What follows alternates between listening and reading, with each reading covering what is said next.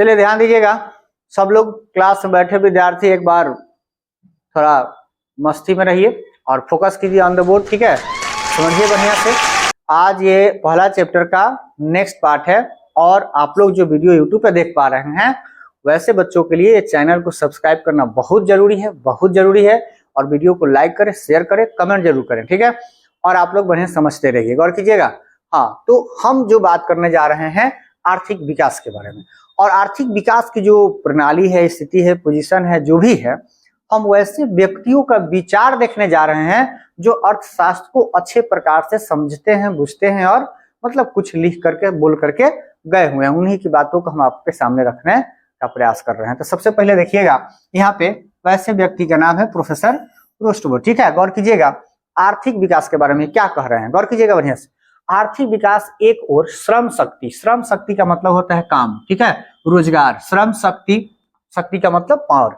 श्रम शक्ति में वृद्धि की दर, वृद्धि की दर मतलब श्रम शक्ति कितना तेज गति से बढ़ रहा है उस देश में, उस राष्ट्र में, या उस मतलब क्या बोलते हैं राज्य में, या घर परिवार की बात भी कहा जा सकता है। और दूसरी तरफ गौर कीजिएगा, दूसरी ओर जनसंख्या में वृद्धि के बीच का एक क्या होता है, संबंध होता है। कहने का मतलब सीधा सीधी बात यह है, आपके पास जितना जनसंख्या है उस जनसंख्या में वैसे व्यक्ति जो काम करने के लायक हैं, काम करने के योग्य हो चुके हैं, उनके पास ऑलरेडी काम सरकार द्वारा, राष्ट्र द्वारा या राज्य द्वारा या वैसे मतलब कल कारखाना फैक्ट्रियों द्वारा क्या दिया जा रहा है या नहीं दिया जा रहा है, वैसे लोगों के पास काम है या नहीं है हमारे जनसंख्या के अनुसार। अगर ऐसा समझते हैं कि यदि किसी देश की जनसंख्या 100% और उस देश की जनसंख्या में कुछ प्रतिशत नौजवान बच्चे होंगे जो काम के लायक अभी नहीं होंगे, और जो व्यक्ति काम के लायक हैं उनके पास क्या काम है।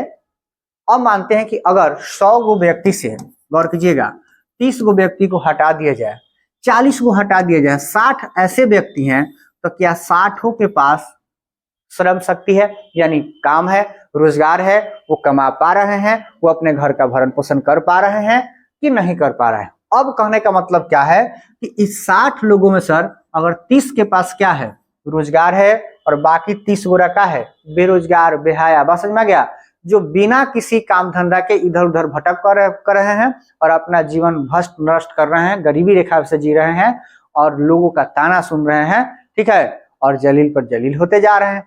तो क्या ऐसी स्थिति अगर बनी रही तो वो उस अवस्था में आर्थिक विकास होना क्या है, संभव नहीं है। काहे नहीं है? क्योंकि किसी भी देश की राष्ट्रीय आय प्रति व्यक्ति आय के द्वारा ही बढ़ता है। अगर आपके घर में 4 व्यक्ति अगर हैं कमाने वाला, 6 व्यक्ति बैठ के खाने वाला, टोटल मेंबर ऑफ फैमिली होता है 10, और 10 में 4 गो कमाने वाला में अगर बताइए कि 2 व्यक्ति ही कमा पा रहा है तो खाने वाली की संख्या 8 गो हो गया।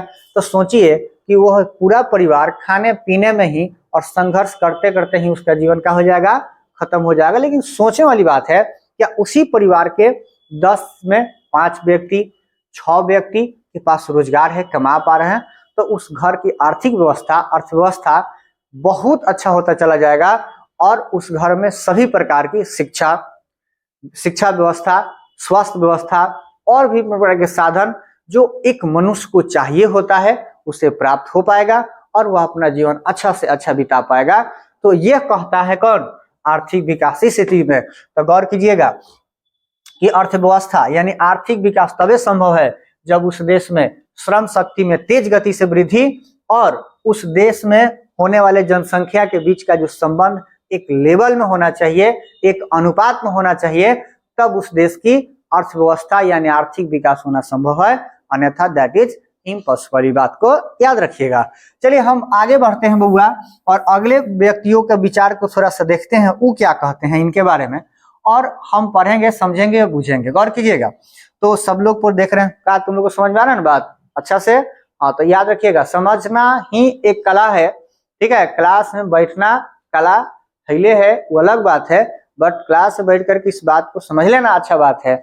और आप लोग जो वीडियो देख पा रहे हैं थोड़ा सा चैनल को एक बार सब्सक्राइब कर लेना है, ठीक है, और लाइक भी कर देना वीडियो का, शेयर जो है देखते रहिएगा आप लोग और समझते रहिए, कमेंट जरूर कीजिएगा।